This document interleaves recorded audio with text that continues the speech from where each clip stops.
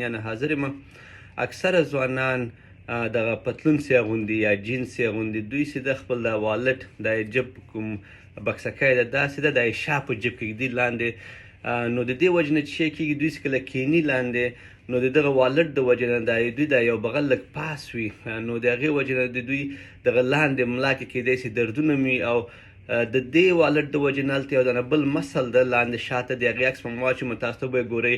چې هغې نوم د پریفارمس ده، د هغې باندې فشار د وجې نه شیاټک نرو باندې فشار راځي، نو تنها صرف ملا کې به درد نه کیدای شي دغه شاته ورونکي او لاندې ټوله په کې درد وسي، شیاټکا ورته وایي.